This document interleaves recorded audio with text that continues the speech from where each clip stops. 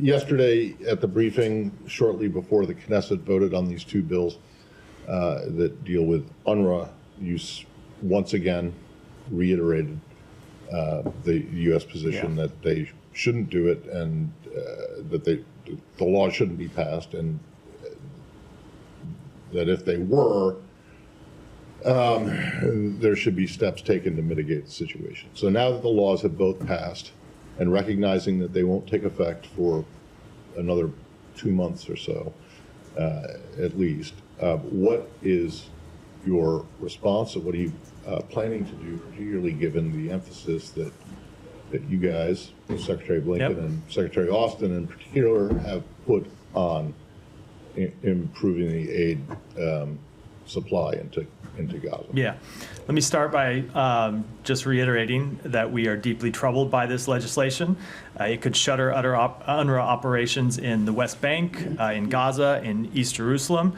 It poses risks for millions of Palestinians who rely on UNRWA for essential services, including health care and primary and secondary education. UNRWA, of course, plays a critical role in providing services to Palestinians in Gaza, the West Bank, and throughout the wider region, and particularly in Gaza. We have made clear our concerns over this bill. We have made clear our opposition to this bill. As the Secretary said in his letter, and as I reiterated yesterday, there could be consequences under U.S. law and U.S. policy for the implementation of this legislation.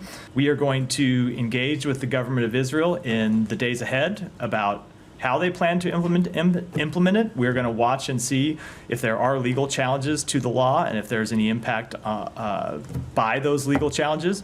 And then we'll make our decisions after looking at all of those factors. If this UNRWA legislation is implemented, just digging down on that, you've described them as irreplaceable, that there's no alternative. So at that point, would you assess that Israel is directly or indirectly impeding the delivery of humanitarian aid? I really can't predict what kind of an assessment we will make in the future. I made clear our concerns over it, and I made clear we're going to watch over the coming days what happens with the implementation of this law, but where we will land, I'm not going to forecast today. Going back to UNRWA, I mean, you know, I went to UNRWA schools for a while. My wife went to UNRWA schools all her life, and she depended on UNRWA ration. It is a major part of sustaining the Palestinians in every way. And, you know, trying to, you know, sort of satanize and UNRWA and say that it has done some evil things and so on, goes back before this war. It goes back to 2017 when they stopped the fund. My question to you, you said that, you know, you are deeply troubled by the decision. And you also said that you engage the Israelis.